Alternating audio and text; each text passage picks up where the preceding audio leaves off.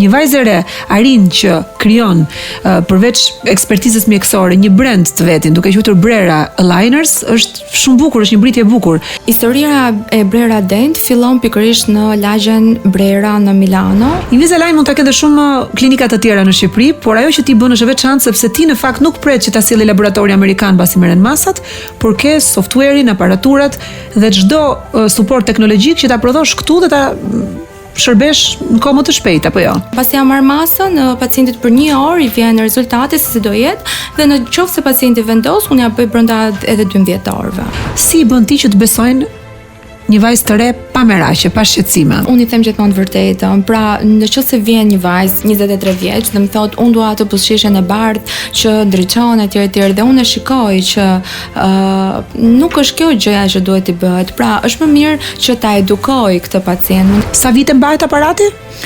Përgjithsisht mbahet 7 deri në 12 muaj. Cila është mosha më e mirë?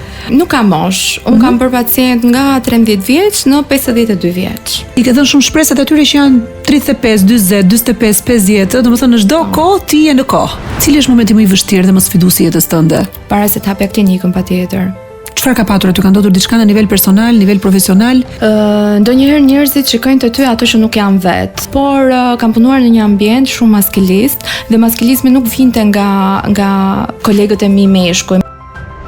Mos haro kur ti dhe gjitha vajzat që na dëgjojnë atë shprehjen e bukur që një lule nuk trembet kurrë se një lule tjetër është aty afër. Ajo thjesht shpërthen, lulzon, çel. E vërtet.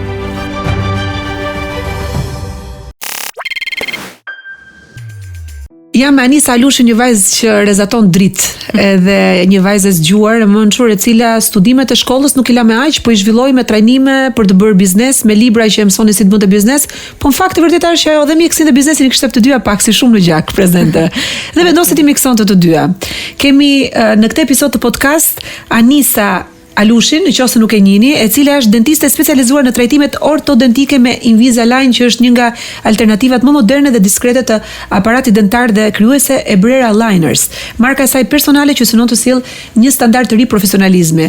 Invisalign mund ta ketë shumë klinika të tjera në Shqipëri, por ajo që ti bën është veçantë sepse ti në fakt nuk pret që ta sjellë laboratori amerikan pasi merren masat, por ke software-in, aparaturat dhe çdo suport teknologjik që ta prodhosh këtu dhe ta shërbesh në kohë më të shpejtë, apo jo? Po, jam unë që i bëj anamnezën fillestare, çfarë do të arrit, çfarë problemi ka, jam unë që i marr masën, jam po unë që në laptop kam programin e përcaktuar për të bërë lëvizjet e dhëmbëve, pasi çdo maskërin ka lëvizjen e vet dhe unë kam të përcaktuar se çfarë lëvizje do ketë ai në muajin e parë, në muajin e dytë, në muajin e tretë. Pasi unë e kam bërë këtë trajtimin në laptop, unë bëj një video përmbledhëse, ja dërgoj pacientit, pacienti shikon se si do jetë rezultati, ja shpjegoj se sa muaj do të zgjasi, përgjithsisht është po themi 6 deri në 9 muaj, 10 muaj, pacienti shikon, bie dakord dhe pastaj unë bëj prodhimin. Kjo është totalisht ndryshe nga çdo klinik tjetër, pasi unë edhe prodhimin e kam në klinik, ne kemi bërë të mundur që të marrim të gjitha pajisjet e nevojshme nga jashtë, pasi në Shqipëri nuk ndodhen, dhe ta ndërtojmë, duke filluar që nga printerat, rezinën, programin, laptopi, skanerin intraoral, që është një mundësi shumë e mirë ta marrësh masën me skanerin intraoral për shembull. Pasi pacienti ndjehet shumë komod, nuk ka reflukse, saktësia e masës është 100%, nuk ka gabime në derdhje etj. Dhe është shumë e shpejtë. Pasi ja marr masën, pacientit për 1 orë i vjen rezultati se si do jetë, dhe në qoftë se pacienti vendos, unë ja bëj brenda edhe 12 orëve. Unë ja adhuroj vajzat si ty, vajzat e reja të cilat kanë një vizion që ja dalin ta materializojnë në cilën do mënyrë që është punë apo mbështetje nga familja apo mbështetje nga bankat, nuk e di se si e ke nisur ti biznesin, po që një vajzë e re arrin që krijon përveç ekspertizës mjekësore një brand të vetin, duke quajtur Brera Aligners, është shumë bukur, është një mbritje e bukur. Si e ke hapur ti këtë biznes? Si e nisë? Se këtë duan të dinë gjithmonë njerëzit që na ndjekin. Ata tek ti duan të shohin të reflektuar veten dhe ëndrat e tyre, thonë që po, dhe ne mund të dalim, mund ta bëjmë. Në fakt Alketa, un kam 8 vite që e bëj këtë gjë, por e kam bërë patjetër duke funksionuar si laborator për klinikat e tjera apo si mjekja që bënte studimet për klinikat e tjera. Pastaj unë e pash si një nevojë, një mungesë tregu që pacienti të ndihet i sigurt pra që po vjen dhe çdo gjë do ja bësh ti, nuk ka kalime në laborator, nuk ka që do ta bëj dikush tjetër, pra unë jam përgjegjës. Madje unë në klinikën time i kam bërë edhe një consent pacientëve që në rast se këto pacient në fund të trajtimit nuk do t'i arrihet trajtimi i thënë në video, atëherë unë do t'i bëj maskërinë shtesë apo apo do ta marr përsipër drejtimin e tyre derisa të jetë aty ku është të premtuar. Dhe kjo është një gjë që i ofron shumë komoditet pacientëve. Si gjetë burimet financiare për ta filluar këtë biznes? A niset me pak kapital ky biznes, i kërkon në fakt edhe shumë teknologji të avancuar? Jo, për të vërtetën jo, dhe kjo është pjesa më e vështirë, le të themi, për këtë gjë, por unë kam pas një mbështetje shumë të madhe familjare, kam pas edhe mbështetje patjetër sepse klinikën e kemi bashkë me të fejuarin tim, ai është kirurg oral, kështu që e kemi të dy dhe kemi bashkuar forcat dhe e kemi bërë. Patjetër që nuk është fare e lehtë. Si është të punosh me të fejuarin? Në fakt gjithë na pyesin, ore ju nuk lodheni, si ka mundësi që jeni që kohës bashkë, por në fakt për mua është mrekulli, për mua është, domethënë, gjë më e bukur që un kam, vërtet, sepse unë nuk e shikoj as si konkurrent, nuk e shikoj si burri, për mua është partneri i jetës, kështu që është gjë më e bukur që ne kemi, ne ndajmë gëzimet i shumë fishojmë dhe trishtimet i përgjysmojmë. Do më tregosh kur ndodhi ai blici para, i kliku që ti thua, po ndjej diçka ndryshe dhe he's the one, ai është i duri. Ka një moment apo janë shumë momente bashkë dhe pastaj jo, ka fiks një moment. Ne kemi punuar të dy bashkë në të njëjtën klinikë, ishim secili në dhomën e vet të punës, dhe për ironi të fatit, doktori, pra i fejuari im, bënte konsulta jashtë vendit, dhe në atë rast duhet shkoja edhe unë. Pra ishte një rastësi që na mblodhi. Ne mezi thonim edhe mirëmëngjes, ndoshta edhe mirëmëngjes nuk e kemi thënë për një periudhë shumë të gjatë. Pra kishim një indiferencë profesionale totale, le të themi, sepse ishim shumë veta në punë. Plus që ti zgjohesh të shkon punë me idenë që po shkon të punosh dhe nuk është se po shkon punë për gjetur ndoshta burrin e ëndrave. Të paktën koncepti im ky ka qenë. Kështu që kjo rastësia e punës na mblodhi, edhe unë mbaj mend që kur do të iknim jashtë për të bërë këtë takimin e punës që kishim, i shkoj te dhoma ku po punonte dhe i them, doktori, ti do kalosh 2 ditë që më të bukur të jetës sonde. Edhe ky është shumë serioz ndryshe nga unë. Më pa dhe më tha, o Doku, po jemi për punë me goc. Edhe unë i them, po jo Doku, të shketi se sado që do jemi për punë, do kalosh shumë mirë, se do bëjmë këtë, do bëjmë atë, të shketi se rregulloj unë agjendën, do kënaqemi, sepse unë isha shumë e lumtur që po shkonim, e kupton se do që të jetë tash, okay, do shkojmë duty free, do blej diçka, do ta bëj diçka me që po iki jashtë, kupton? Ti një kështu flutur sociale. Po, e vërtet. Edhe në fakt vërtet doli 2 ditë që më i bukur jetës ti, po edhe i imi. Se unë i thash që do jetë 2 ditë që më i bukur jetës tënde, por doli edhe i imi sepse në cilin shtet ishit ju e ku shkuat? Ishim në Itali, në Pescara. Sa bukur, dhe çfarë ndodhi aty? Mbaruam takimin e punës, edhe duhet hanim diçka se nesër mëngjes kishim avionin për të kthyer në Shqipëri, dolëm për darkë edhe kemi bërë muhabete komplet bazike, kështu që duke folur unë mbaj mend që pata një klik dhe thash, ua, po që nga shumë i mirë kë, që nga shumë i zgjuar, që nga shumë, ajo që më bëri përshtypje në fakt ishte shumë i sjellshëm, po ta marrun kafen, ç'ke mos u mërzit, po edhe nuk e pëlqeu ti kjo përkujdesje, kjo vëmendje. Po, edhe ne jemi lidhur shumë më vonë se aq. Në fakt për të dy ishte shumë e çuditshme që ai po pëlqente doktore Janisën dhe unë po pëlqeja doktore Lidonën, edhe ishte shumë e pabesueshme.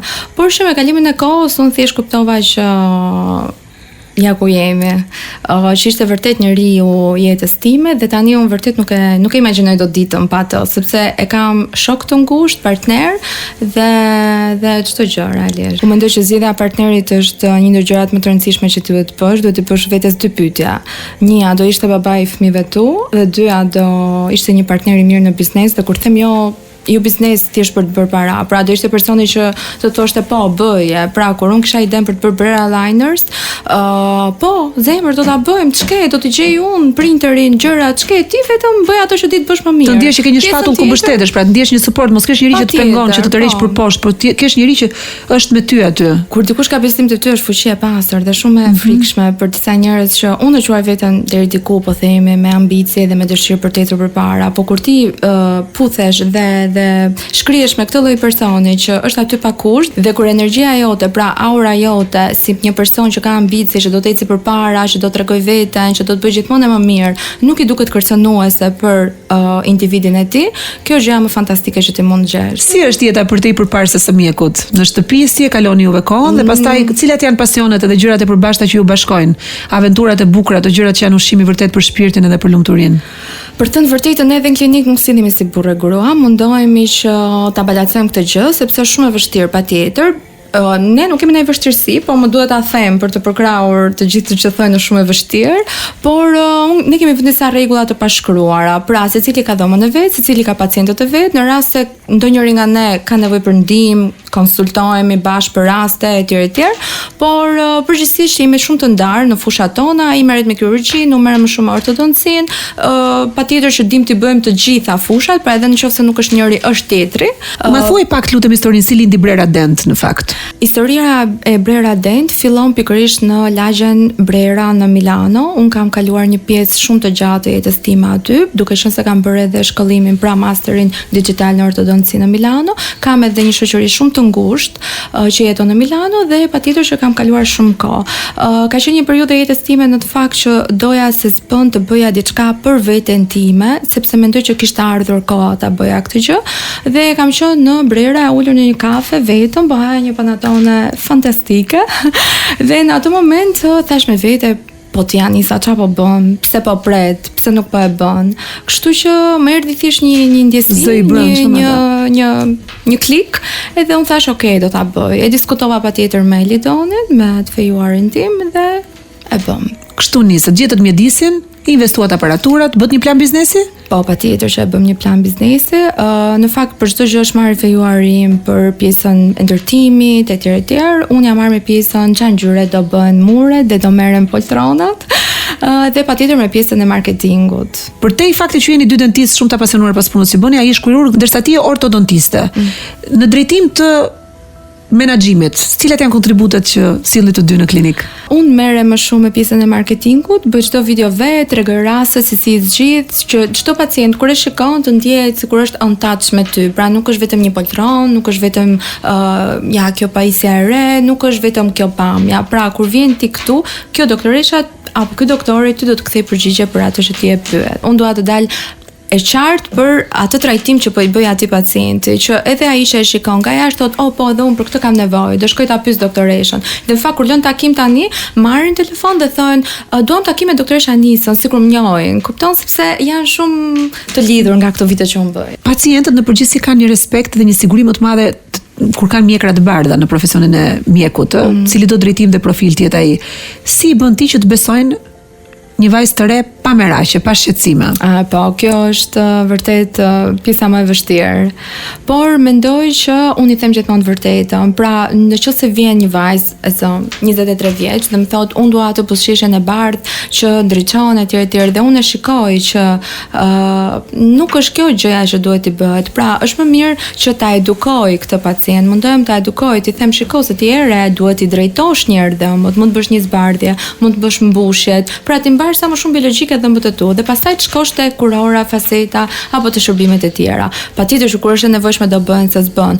Kjo shpreha që këmbgulin shumë dentistët e kualifikuar, që s'ka si dhëmbi yt natyral, po nga ana tjetër kemi presionin e kozmetikës dentare për një buzëqeshje të bukur, të bardhë, dhëmb të drejtë, perfekt, vajzat të ndohen, këto prototipet e bukurisë, modelet që na serviren, na kanë bërë gati të varur edhe na udhëheqin. Ti çfarë bën si mjeke që bën edukimin e pacientit para se të japë shërbimin që ai do? Çfarë i thua? Si e bind? Un kam shumë raste që më vijnë vajza të vogla, gati 20-21 vjeç, që duan të bëjnë dhëmbët super të bardha, të vendosin faceta, kurora etj. Ndërkohë që ajo që mund të bëhet është thjesht një drejtim i lehtë i tyre, një zbardhim, një mbushje, pra ruajtja e dhëmbëve sa më shumë biologjik. Unë e di që kjo bie ndesh ndonjëherë me çështjen që klinika dentare janë dhe biznes, pra ti nuk duhet mendosh ndoshta vetëm këtë gjë, por shiko se është dhe biznes. Por mendoj që po ti bëj gjëra të mirë dhe pak nga pak, pjesa tjetër thjesht do ta ndjekë këtë sukses.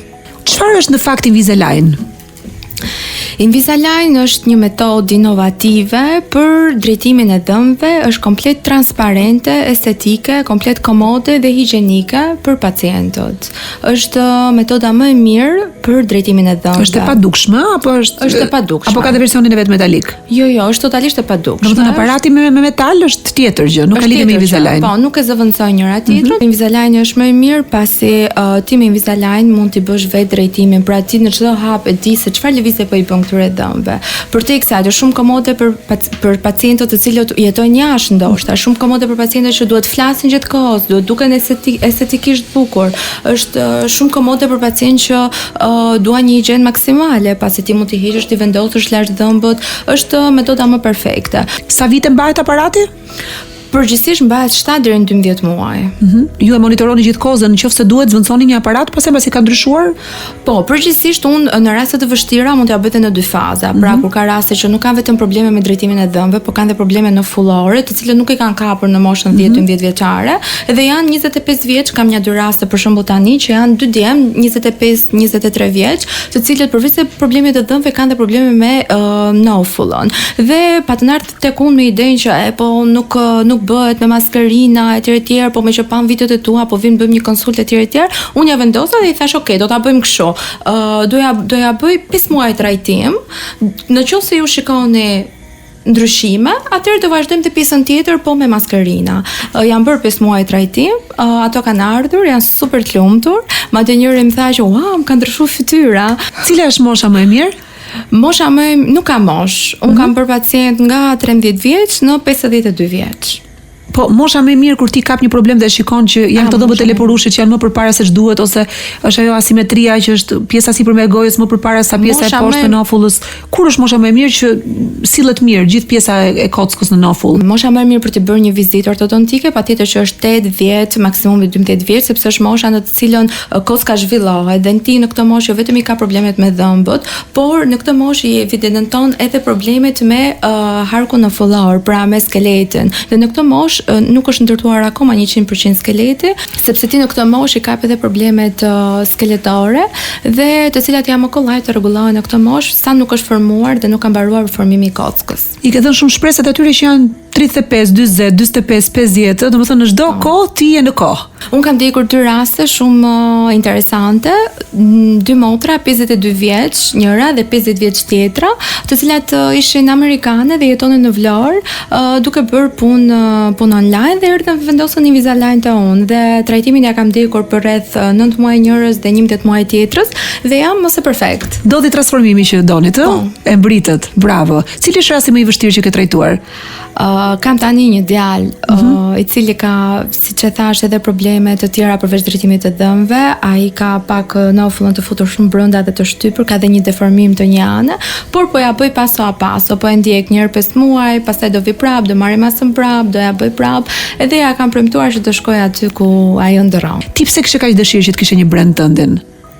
Si të erdhi ideja që pastaj përtej klinikës të kishe edhe një brand tëndin, që e quajte Brera Aligners? Se guximi i madh është.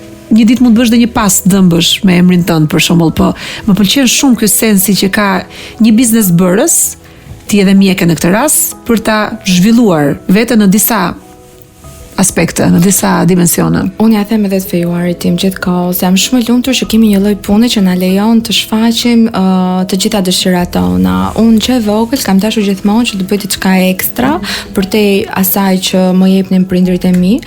Kam patur një dyqan online që shisja në ato kohën e famshme që shiteshin flamingot. Unë isha një ndër dyqanet më të rëndësishme online që i shisnin këto. Flamingo Komardare, një dursake që mendonte për si të dukeshin vajza të bukur në Instagram në det ose në pishinë. E vërtet, po e kam bërë edhe këtë gjë. Kështu që në klinik un kam mundësinë të shpreh edhe dentisten, edhe biznesmenen. Dhe kjo është një gjë shumë e bukur që mua më jep shumë motiv. Kur kam 10% njërën, kam 90% tjetrën. Edhe kështu me radhë. Mendon që do bësh shumë fëmijë? Mendoj që po. E do familjen e madhe, të pëlqen? Më pëlqen shumë ideja të pasur një familje të madhe, por duke qenë se duhet bëj edhe një balancë me punën, unë jam shumë e dhëm pas punës bashkë me të fejuarin tim. Edhe ata që do lindë dhe do rris, dua të përkushtohem tamam, dua që ata ta kenë ndjesinë e mamit, siç unë e kam pas ndjesinë e mamit gjithkohës. Nuk dua që të jenë këto fëmijët e deleguar apo etj. Dua të shijoj kur ti bëjmë në fund. Prita po ti shijoj. Shumë vajza dhe gra feministe thonë që dashuria për veten është gjithçka dhe një grua duhet ta rrotullojë botën rreth vetes, duhet të jetë fort vet, duhet të dali vet, duhet të jetë pavarur vet, s'duhet të projektojë lumturinë e saj tek dashuria e një partneri, ndërkohë që shumë të tjerë mendojnë që çdo vajzë, çdo djalë janë një qenie sociale që ka nevojë të kompletohen dhe të bëjnë një qenie e plot duke u bashkuar. Kam pasur shumë vajza që kanë bërë këtë pyetje, shumë thonë që njerëzit duhet të jenë veç të plot dhe dy të plota të bashkohen, shumë thonë që gjysma ime më e mirë, binjaku im, ti ku je? Pash një shprehje shumë kuptim plot në Instagram që nënvizonte dashuria për veten nuk të jep flutura në stomak, por të jep krah. Kështu që për mendimin tim është gjëja më e rëndësishme që ti të mësosh të duash veten, të kujdesesh sikur është një person tjetër që ka nevojë për dashuri, ka nevojë për hapësirë, ka nevojë për mirëkuptim, ka nevojë të gaboj. Unë mendoj që edhe gjërat e këqija në jetë duhet të përjetosh. Njerëzit mundohen të evitojnë, ndërkohë që unë edhe dhimbjen, okay, le të çajm, e di, po kaloj një periudhë vështirë, le ta kalojmë këtë periudhën e vështirë, sepse unë e di që kur e ke yllin në ball, ylli do shkëlqej. Cili është momenti më i vështirë dhe më sfidues i jetës tënde? Para se të hapja klinikën patjetër. Çfarë ka patur aty? Ka ndodhur diçka në nivel personal, nivel profesional?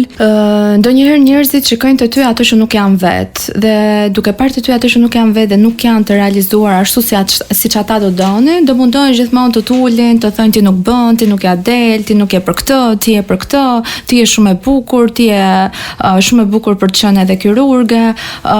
Unë pavarësisht se jam e diplomuar dhe e specializuar në ortodonci, patjetër që kam bërë edhe fusha të tjera, pra kirurgji, edhe të gjitha fushat e tjera të stomatologjisë, madje unë adhuroj edhe kirurgjinë për të vërtetën.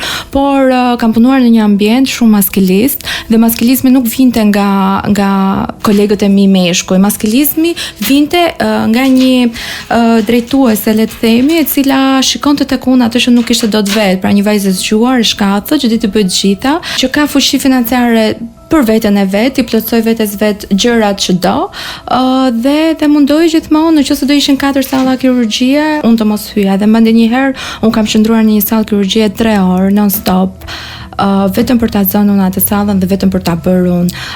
Jo sepse unë luftova për këtë hapësirë, se unë krijova vetes time një hapësirë dhe tani mund bëj jo një, po 200 salla në ditë. Por ti duhet të thyje ciklin e një leadershipi kaq problematik që një vajzë nuk ndihmon një vajzë padrejtësisht. Padrejtësisht, e vërtet. Dhe tani unë kam vuajtur shumë këtë gjë. Edhe ti mund të thosh, po pse po ti e vuan? Nuk është e pamundur të mos e vuash, sepse është një gjë e padrejtë. Mund të të bëhet ty dhe unë si Anis reagova në këtë mënyrë, krijova hapësirën time. Tregova kush jam, pata besim te vetja ime. Unë isha këtu, shkova këtu dhe tani jam këtu. Por kjo gjë mund të bëhet një gocë tjetër që nuk e ka këtë fuqi, të ndërmarrë, nuk e ka këtë idenë e të bëri diçka vet, këtë fuqinë që të vjen, që po unë do ta bëj, do ta tregoj etj. Ajo fundoset, po. E kupton? Edhe kjo është një padrejti shumë e madhe që bëhet random, nuk jam e para dhe as e fundit.